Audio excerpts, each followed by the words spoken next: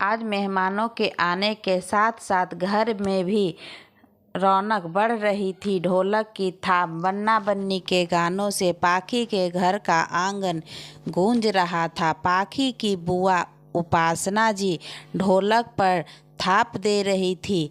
गीत गाती महिलाओं के स्वर जैसे ही मध्यम पड़ते वो चिल्लाकर बोलती, अरे जोर से गाओ ताकि मोहल्ले वालों को पता चले कि मेरी भतीजी की शादी है। आखिर लाखों में एक दूल्हा मिल रहा है। मेरी भतीजी को पूरे मोहल्ले में इतने सुंदर और अमीर लड़के से किसी की बेटी का ब्याह ना हुआ हो। अरे लड़कियों, तुम सब भी कुछ नए जमाने के बन्ना बन्नी के गीत गाओ। तभी पाखी की सहेलियों ने उसे छेड़ते हुए गीत गाना शुरू किया, जिसे सुन करके कमरे में बैठी पाखी मन ही मन मुस्कुरा पड़ी। लेकिन इन सब तैयारियों के बीच उसके माता पिता को कुछ तो खटक रहा था। पाखी के मुस्कुराते चेहरे के पीछे छिपी उसकी उदासी पाखी की माँ कांता जी ने पढ़ ली थी। कांता जी ने बहुत कोशिश की जानने की, लेकिन पाखी ने हर बार बहाने बनाकर बात को मुस्कुराकर टाल दिया। कांता जी जब भी पाखी से कहती, पाखी तुझे कौशल पसंद है तो या नहीं, इस रिश्ते से तू खुश तो है, तब पाखी कहती, ये कैसी बातें पूछ रही हो माँ। आपकी और पापा की पसंद ही मेरी पसंद है और आप सब की खुशी में ही मेरी खुशी है। शहर गुड़गांव में पला बड़ा अमीर परिवार का कौशल देखने में 6 फीट लंबा बेहद सुंदर व्यक्तित्व का लड़का था और वह घर का ही बिजनेस संभालता था। वह अपने पिता का सहयोग करता था। इधर पाखी एक छोटे से कस्बे की निम्न मध्यम वर्गीय परिवार की 4 बहनों में से सबसे बड़ी थी। सांवली सलोनी पाखी को जब कौशल के घर वालों ने पसंद किया तो किसी को यकीन नहीं हो रहा था। कौशल से रिश्ता तय होते ही सभी आसपास जान पहचान वालों को पाखी की किस्मत भाग्यशाली नजर आने लगी थी, जिसको सब उसके रंग रूप की वजह से बात बात पर ताना मारा करते थे। वो भी आज कह देते थे, किस्मत हो तो पाखी जैसी। पाखी की बुआ जिन्होंने पाखी का रिश्ता तय कराया था, खुद को किसी 30 मार खान की तरह सबके सामने रखती और रिश्ता तय कराने की वाहवाही लूटती। लेकिन पाखी को कौशल का व्यवहार समझ नहीं आ रहा था।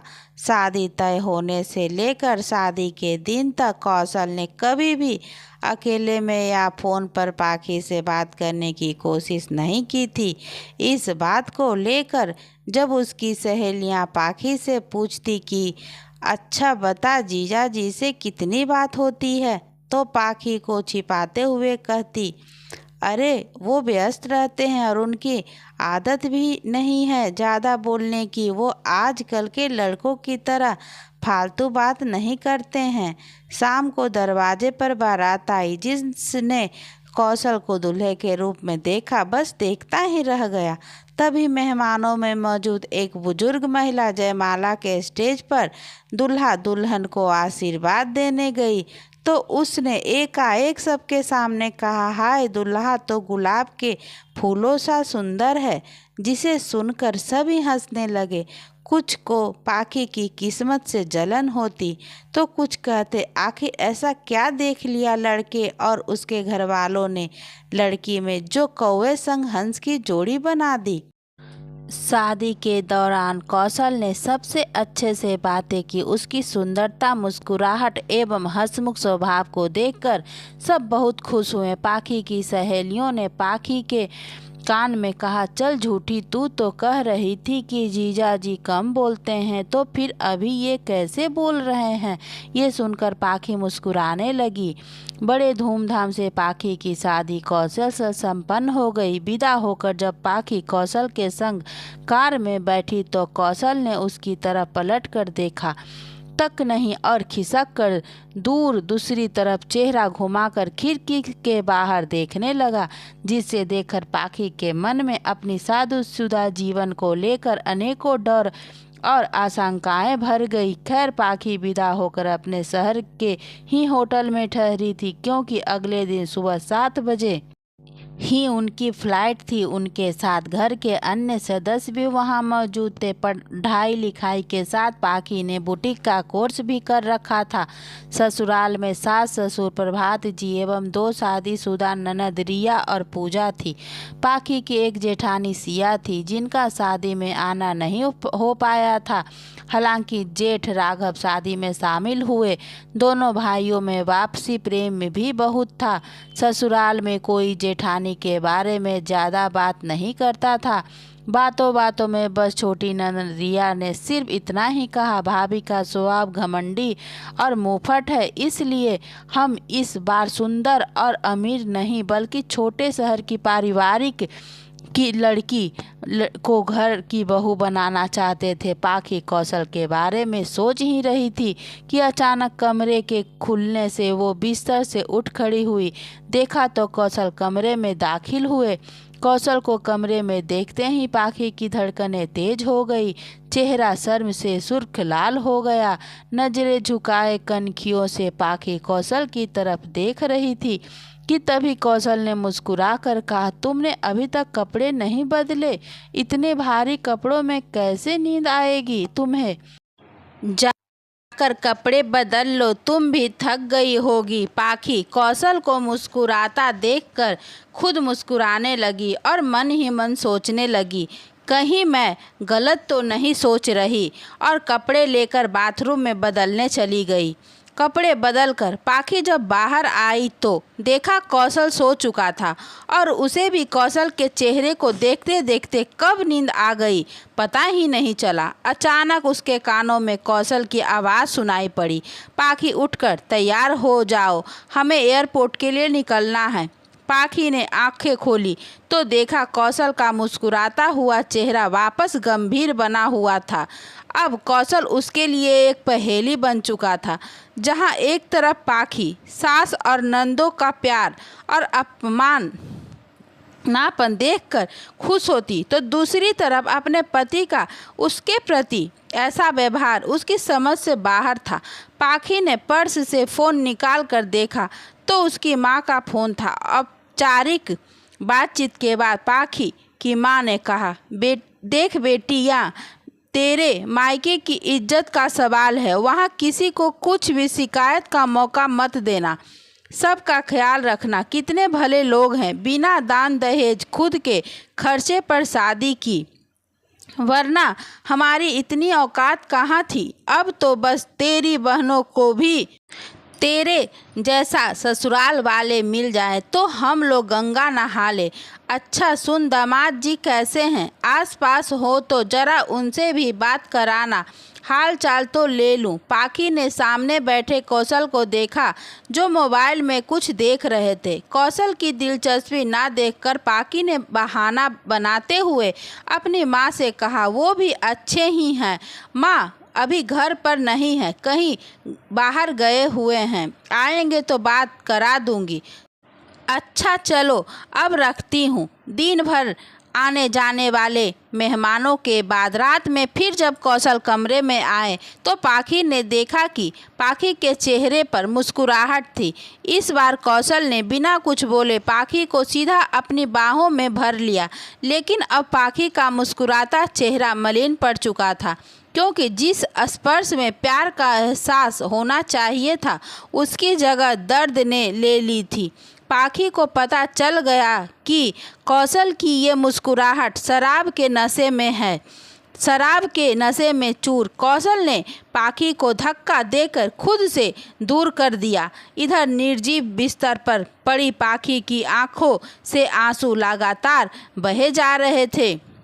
आज उसके दिल और टूटी चूड़ियों के दर्द की चीख पुकार सुनने वाला वहाँ कोई नहीं था। शराब के नशे में जब कौशल ने पाखी से कहा, तुम जैसी लड़कियों को तो मैं अपने आसपास भी फटकने नहीं देता था, लेकिन मेरी बदकिस्मती और तुम्हारा खुशकिस्मती देखो कि तुम्हें मुझ जैसे सुंदर पति और मुझे तुम्हारे जैसी पत्नी मिली है। पूरी रात पाखी की आंखों से नींद गायब रही। वो सोचती रही, क्या वाकई उसकी किस्मत अच्छी है?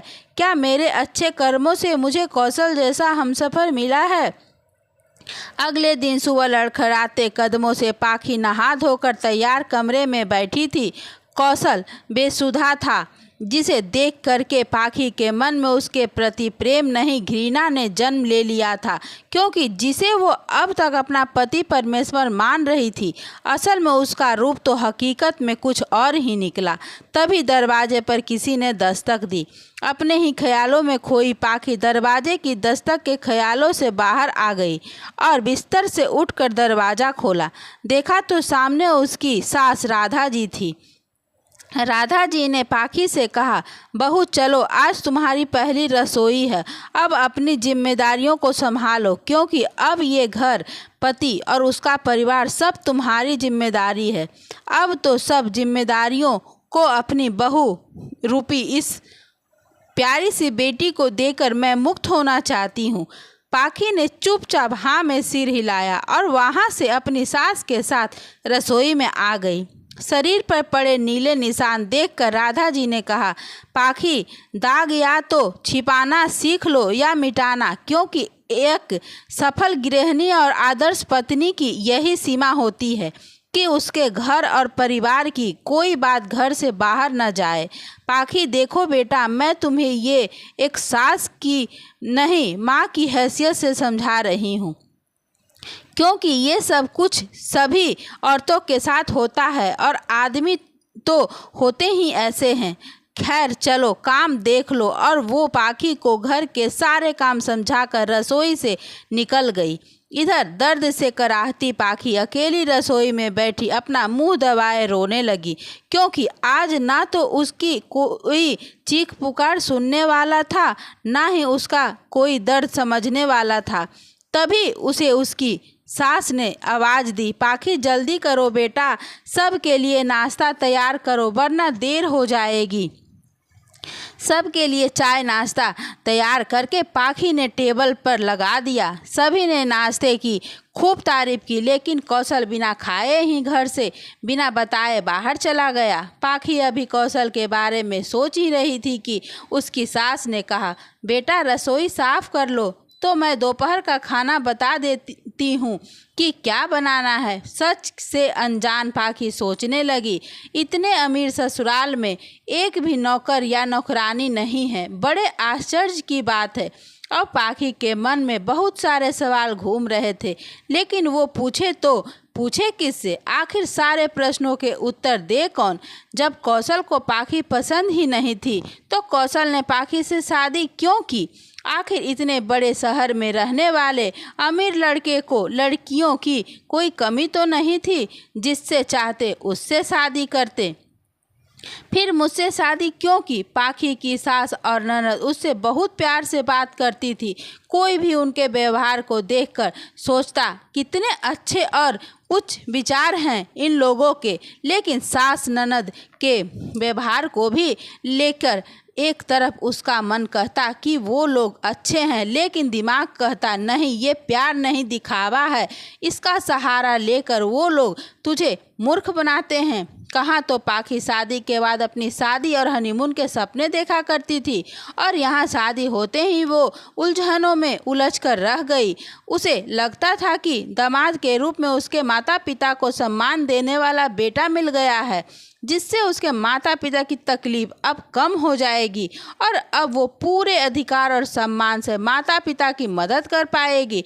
लेकिन उसके सपने ही रह गए। यहाँ तो उसको खुद के अस्तित्व की लड़ाई अब लड़नी थी। अब अपनी ससुराल में अपने पति के दिल में वो खुद के अस्तित्व को स्थापित करने की लड़ाई लड़ने में और घर के काम करके पाखी थक चुकी थी। गुड़गांव आने के 1 सप्ताह तक यही सब चलता रहा। पाखी की माँ का जब भी फोन आता तो उनसे हंसकर बात करती, क्योंकि उसे पता था कि उसकी परेशानी सुनकर उसके माँ पापा परेशान हो जाएंगे और लौट कर गई तो समाज में उनकी बदनामी होगी। वो अलग, इसलिए उसने चुपचाप रहना और अपनी तकलीफ को छुपाना ही बेहतर समझा। एक दिन उसकी सास ने सुबह सुबह आकर पाखी से कहा, 1 कप चाय अधिक बनाना, राघव आया हुआ है। जेठ जी का नाम सुनते ही उसे लगा कि शायद जेठानी भी उससे मिलने आई होगी। उसने सास से पूछा, माँ जी लेकिन जेठ जी कब आए? क्या भाभी भी आई है साथ में? राघव तो कल रात में ही आ गया था, लेकिन जेठानी के नाम पर कोई जवाब न मिलने से वो समझ गई थी कि जेठ भी अकेले ही आए थे। उसको समझ में ये कुछ भी गोलमाल नहीं आ रहा था। पाखी सोचती, हे भगवान, मैं कहाँ आकर फंस गई? क्या घर है? एक बेटा दिन भर घर में रहता है और एक बेटा तो आया, लेकिन जेठानी का कोई नाम नहीं ले रहा है। अब राघव भी घर में साथ ही रहने लगा। तब पाखी को समझते देर न लगी कि ये लोग कोई अमीर खानदान के नहीं बल्कि दिखावे के अमीर है। कागजी शेर की तरह एक दिन शाम को जोर जोर से गाली गलौज की आवाज़ें आ रही थी। पाखी ने झांक कर देखा तो लेनदार पैसा चुकाने की बात कर रहे थे। पता चला कौशल ने किसी बिजनेस के लिए लाखों रुपए लिए थे जो चुका नहीं पाया। हाथ पैर जोड़कर किसी तरह राधा जी और राघव ने उन लोगों से विनती की कि कुछ दिनों और में मोहल्लत दे दे। तभी घर में उसकी जेठानी सिया का आगमन हुआ, जिसे देखते ही सबके चेहरे के रंग उड़ गए। राघव ने कहा, सिया तुम इतनी जल्दी? तुम तो 1 महीने बाद आने वाली थी। तब सिया ने कहा, अरे घर के अंदर तो आने दो कि सारे सवाल यहीं पूछ लोगे। पापा अब ठीक हैं, डॉक्टर ने कहा है, अब परेशानी की कोई बात नहीं है। माँ पापा के साथ रहने के लिए भैया भी इंडिया आ गए हैं। दरवाजे की ओर से झांकती पाखी सिया को देखती ही रह गई। पता नहीं क्यों उसका दिल खुशी से रोने लगा। उसकी आंखों में आंसू झलक आए। जेठानी को देखते ही उसे ऐसा लगा जैसे उसे अपनी कोई बड़ी बहन मिल गई हो। पाखी सिया को पानी देने के लिए झटपट रसोई में गई कि तभी उसे पीछे से किसी ने आवाज़ दी, तुम कौन हो? पाखी ने पलट कर देखा तो उसकी जेठानी सिया थी। पाखी सोचने लगी, इसका मतलब इन्हें ये पता ही नहीं कि मेरी शादी इनके देवर से हो गई है। पाखी ने आगे बढ़कर सिया के पैर छुए। तब सिया ने कहा, खुश रहो, माफ़ करना, लेकिन मैंने तुम्हें पहचाना नहीं। तभी पीछे से राघव ने आकर कहा, यह कौशल की पत्नी है। पाखी अब तुम कमरे में चलो। इतना सुनते ही गुस्से और आक्रोश से भरी सिया ने खुद को संयमित करते हुए कहा, क्या कह रहे हो तुम? लेकिन कब हुई शादी?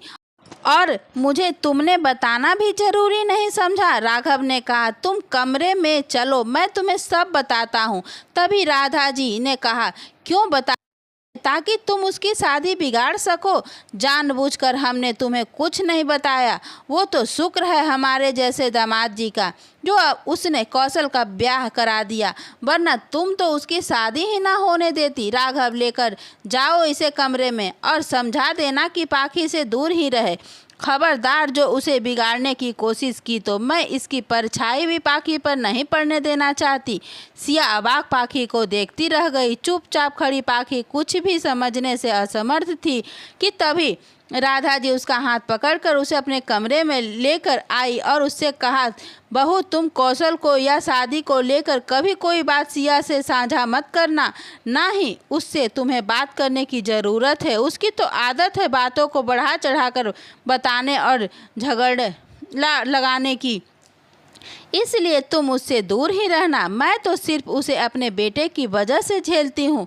अच्छा हुआ शादी के समय वो 3 महीने से अपने मायके में थी, वरना तो शादी होना मुश्किल था। उसके बुरे कर्मों का नतीजा ये है कि मायके में उसके बाप का पूरा शरीर लकवाग्रस्त हो गया और शादी के 5 साल हो गए, लेकिन अभी तक बांझ है।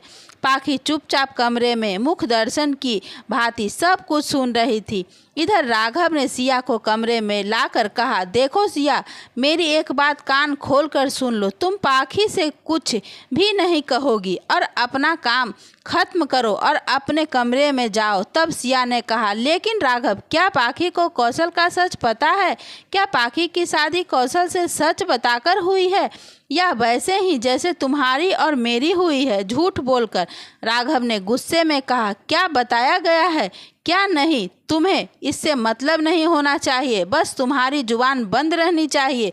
पूरी रात सिया की आंखों से नींद गायब रही। न चाहते हुए भी बार बार कमरे में जाओ उसके सामने पाखी का मायूस चेहरा आ जाता था। 2 दिन तक घर में शांति और चुप्पी छाई रही है।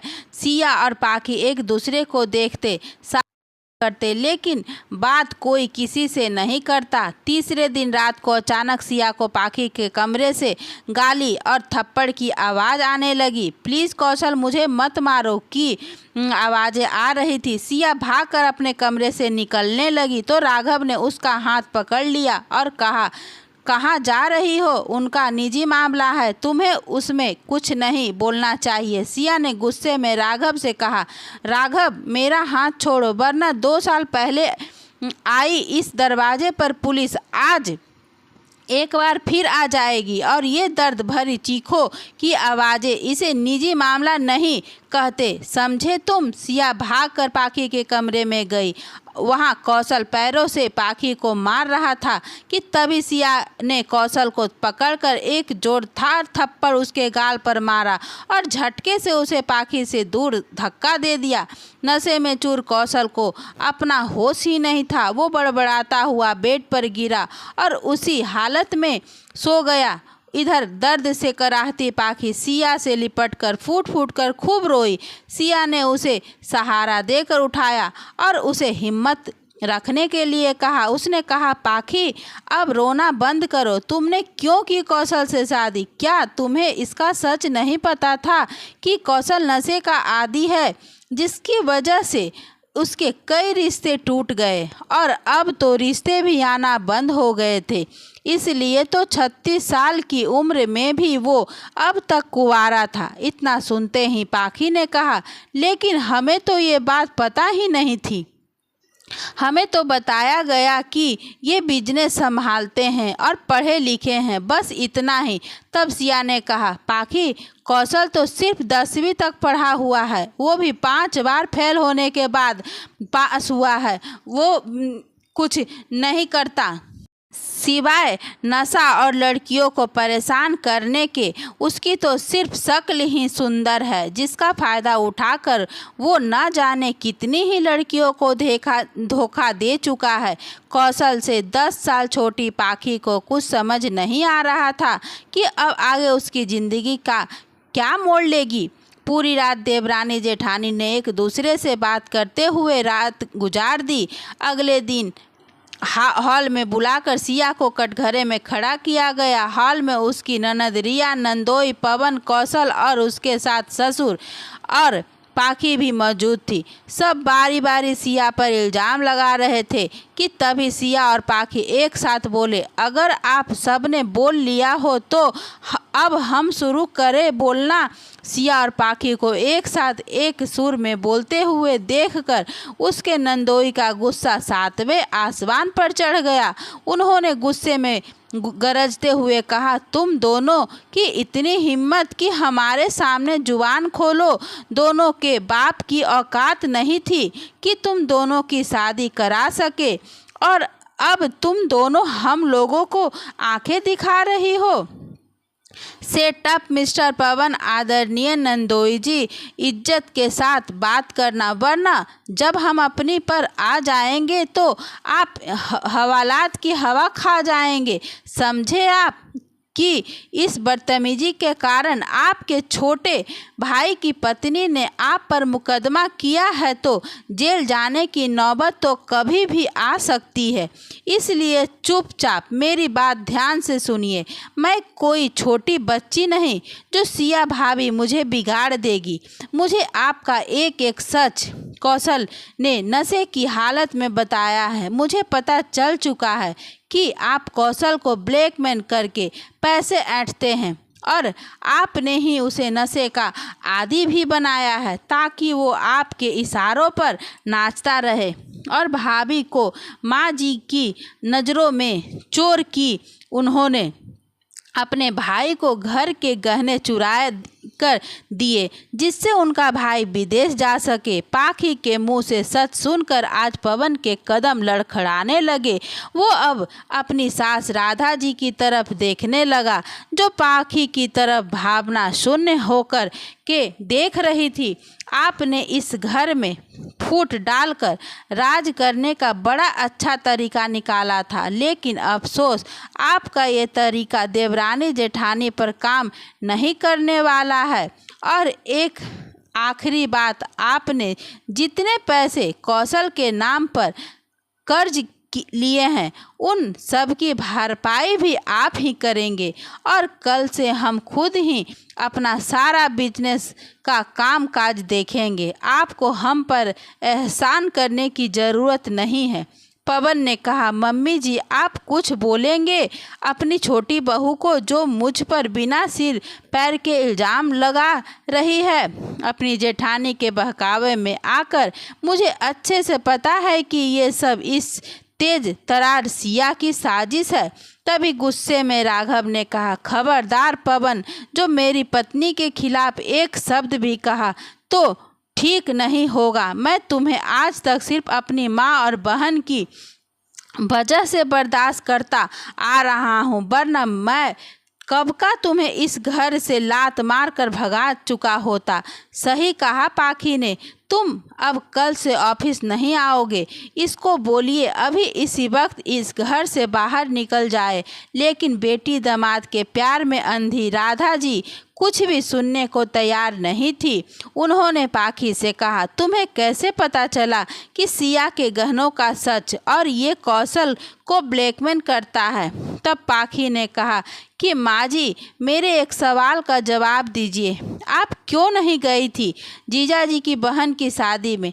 क्यों उन्होंने हमारे घर निमंत्रण नहीं दिया था? अरे वो शादी तो सादगी से सिर्फ घर के लोगों के बीच हुई थी, उसमें बाहर का कोई सदस्य या रिश्तेदार नहीं गया था। अच्छा तो फिर ये क्या है? पाखी ने शादी की फ़ोटो दिखाते हुए कहा। राधा जी ने फ़ोटो देखे तो शादी बहुत ही आलीशान तरीके से हुई थी। दूर और नज़दीक के सारे रिश्तेदार आए थे सिवाय राधा जी के घर वालों के। पवन की बहन के सारे जड़ाव और पुश्तैनी राधा जी की गहने पहने रखे थे जिसका इल्ज़ाम सिया पर लगा दिया गया था। पाखी ने कौशल से कहा, कौशल, अगर आज आपने सच नहीं कहा तो पूरी जिंदगी इस दलदल से नहीं निकल पाओगे।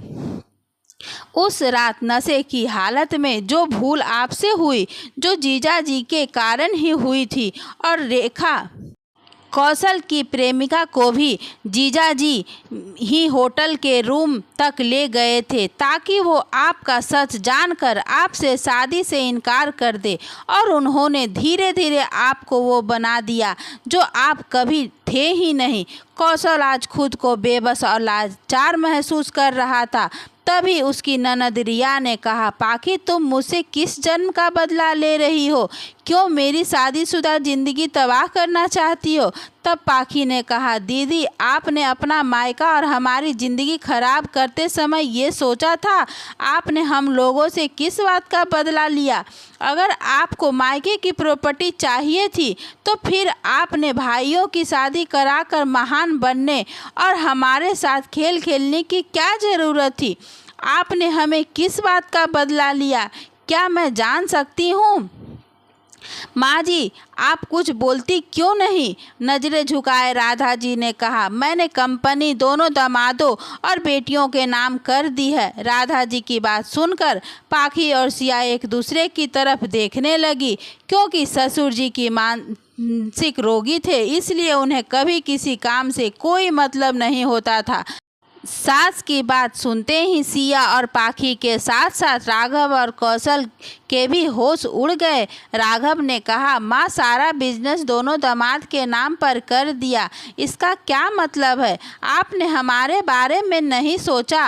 अब तक नजरें झुकाए खड़ी राधा जी ने गरजते स्वर में कहा, तो क्या तुम दोनों शराबियों के नाम करती? धन्यवाद दोस्तों।